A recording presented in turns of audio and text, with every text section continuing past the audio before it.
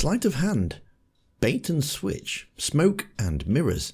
These are all magicians' tricks to deceive, to make you believe in something that isn't real. And have we seen this in the Mass Effect trailer? Could Liara actually be the villain of the next Mass Effect game? Welcome back, Commander. We've seen Liara go through a change during the Mass Effect series, from a sly, reclusive archaeologist I was too embarrassed to approach you directly. to the most powerful Asari in the galaxy. This is the Shadow Broker. Could her character arc be about to change yet again, only this time for the worse? Not many people like Liara. She has plot armor and is forced on the player, whether it be picking her up on Mass Effect or meeting her again in Mass Effect 3. She clearly is the developer's favourite, and she appears in every Mass Effect game, including Andromeda, although admittedly it's only an audio recording. I am Dr. Liara Tassoni, and I've spent several decades researching ancient Protheans. She's even shoehorned into the Mass Effect movie. If you do like Liara, then seeing her for the trailer probably got you excited. An original character back for the next Mass Effect game, and how would you feel if she is the main villain? Sleight of hand is nothing more than a deception, keeping the viewer distracted from what's really going on, making you look over here instead of the breadcrumbs that is the truth. Now, to many of her fans, the inclusion of Liara is exciting. She is many of your Shepard's love interest. She saved Shepard from the Collectors after the destruction of the Normandy SR-1. She helped figure out how to stop the Reapers, and she helped Shepard and the Normandy crew in that final assault on Earth. This could be the sleight of hand. Look over here. Look how great she is. Yet the trilogy is showing us the whole time her rise to be the ultimate villain if you're looking in the right place. When we first meet Liara, she's trapped in an energy field. She is a shy, reclusive Asari who spent most of her life studying the Protheans. We see her awkwardness when she talks to Shepard. What? No, I did not mean to insinuate. I never meant to offend you, Shepard. I only meant that you would be an interesting specimen for an in-depth study. No, that's even worse. It's clear through conversation that she develops a deep fascination with Shepard. Some could say even an unhealthy obsession. Her personality doesn't change much during the game. She is, however, a capable fighter, and bringing her along to missions isn't detrimental to the team. For someone who spent most of her life at dig site, she's quick to flare up her biotics. When the Normandy is destroyed, it's always Liara that runs to Shepard's side, unless you've dated the Vermeer survivor. I know there's no official canon to the Mass Effect trilogy, but why did they pick Liara? This is an Alliance ship. You would expect it to be an Alliance crew member. After the defeat of Seren and Sovereign, the Normandy was assigned to clean up pockets of Geth resistance. The threat to Liara died with Seren, and the Geth are not her speciality.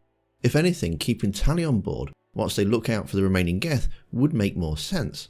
With Shepard dead and the Normandy destroyed, the remaining crew go their separate ways. Some, such as the Vermeer survivor and Joker, are reassigned. Others, such as Tali and Garrus, go on to form their own teams. I thought you were dead. The story of redemption takes place between Mass Effect and Mass Effect 2, and follows Liara as she does whatever is necessary to recover Shepard's body. It's in this comic that upon closer inspection, you can see the beginnings of the shift towards her villainy. Remember this awkward Asari? No. Oh no. I am not very good at this, am I? Well, within the first few panels of the issue, she's already taken out 2 Taurians and a Batarian single-handedly using only her biotics. Quite impressive, don't you think? But why is she chasing after a dead body? It can be understandable if your Shepard romanced her, she's lost her love. But what if you didn't? Why would she go to all this trouble? From this comic onwards, you begin to see Liara wearing a mask. Not a real mask, but a metaphorical one. She does become tougher, and going through the events of the series, you would expect that. She's no longer this shy, awkward girl that you first meet. But sometimes that mask slips, and the real Liara is seen. Throughout the comic, Liara isn't afraid to show this new lethal side of her. She becomes very suspicious of the people she's working with. Well, I suppose it's understandable, as Ferron claimed to be helping her only to be double-crossing her. By the end of the comic, she's retrieved Shepard's body and now has a new goal to focus on. saving her friend Ferron and stopping the Shadow Broker. When you first meet Liara on Ilium in Mass Effect 2, she's speaking to a client. She repeats the line that her mother used when you first met her. Have you faced an Asari commando unit before? Have you faced an Asari commando unit before? It's here that we see the mask in action. As soon as she sees Shepard, the mask comes up. Shepard! Nixeris, hold my calls. When she's talking about the Shadow Broker and her reasons not for joining you, the mask comes off. I'm still waiting. Still hunting. The Shadow Broker can't hide forever. Notice how dark her personality comes in that brief moment. From dropping off Shepard's body to their reunion, about 2 years has passed. Liara, a now well-known information broker, having that power can actually change a person. She's not the Shadow Broker, not yet anyways. But when you become very good at something, you're going to start aiming to be the best. Being the information broker isn't always an honest job. Buying and selling secrets and having the power to crush your opponents armed with only knowledge could, I imagine, become very addictive. I think she believes the power that she now yields is far greater than her biotics. No longer does she need to take out a few thugs with a singularity. Now she can take down entire corporations. But like any addiction, you can just never get enough. You always want more. When you do find and take out the Shadow Broker, she has a choice, a split-second decision. Shut down the Shadow Broker network and go back to her old life, or become the Shadow Broker, the greatest information broker in the galaxy, an army of agents at her disposal. What would you do that in the situation? In the comments, let me know if you would destroy the network or rule it. It's that big box just right under that like button. This is the tipping point. We know that a split-second decision she becomes the next Shadow Broker. It's here I believe she becomes the villain. She may have a bold ambition to reform the Shadow Broker network, become a force for good. The illusion or the misdirection certainly make you believe so. She uses her network to help during the Reaper War. She helps you find the Crucible, she travels with you again, rekindles your love, or gets very cross if you don't. Yes, you came back. And now Garrus is doing a lot more than just calibrating the Normandy's guns. All of these acts, I believe, are getting you into the frame of mind that she's a good person. She's on your side. You may even care for her. And that's what makes a villain brilliant. Now, I'm no writer myself. You can probably tell from the way I waffle on in some of my video scripts. But when crafting a villain for a story, there are some writing tips that you do need to follow. And we can see how Liara fits into them very neatly. Number 1. Strong connection to the hero. A Shepard may or may not be coming back, but in this case, Liara has that strong relationship to you, the player, a worthy opponent. As detailed before, she is now the Shadow Broker. She has an army of agents, unlimited resources at her disposal. Ideally, a great villain does want to be stronger than the hero, but not too strong that the hero can't win. We actually see this in the trilogy. The Reapers were far too powerful to be the credible villains, and they had to come up with a MacGuffin in order to defeat them. The real villain of the trilogy is the Elusive Man.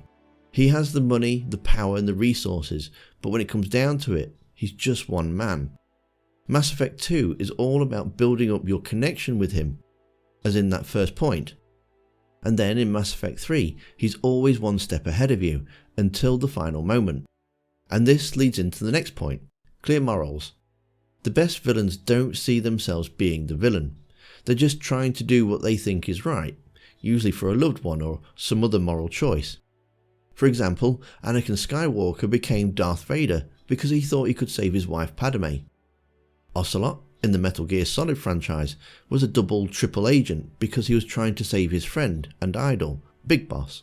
Even the Elusive Man converted thousands of refugees into Cerberus troops because he was trying to save Earth. I asked you what made a great villain, and some of the replies were fantastic. Matea says, I always think of Loghain from Dragon Age Origins as an exceptionally well written villain, because the storylines give you reasoning behind his choices. When he betrayed the Grey Wardens, Loghain truly did believe he was doing the right thing. Sean says, the rogue gallery of Sith Lords, each represents an aspect of trauma and brokenness the exile must confront to be healed herself. where Leopard58 said Hannibal Lecter in a show Hannibal. He's charming, convincing, and about 100 steps in front of everyone else. And Angel 8 Fingers said the shark in First Jaws. Really sure how that one fits in, but it brought an emotion and that's the job done. I recommend heading over to that community tab as there's some great examples in there and very detailed explanation by Dark Voice. So with everything we've learnt so far and the misdirection that I think that has been shown, watch that trailer again. I believe we're looking at Liara, the next villain. Maybe she's looking for Shepard again, maybe she believes that what she's doing is going to protect the galaxy. Look at that little smile as she picks up that piece of helmet. Is she happy about old memories, or because she's on the right path? Is she going to stop at nothing to achieve her goal? We might have to chase her down, just like we did with Seren. Then the next question you need to ask yourself, if you have to kill her to stop her, would you do it?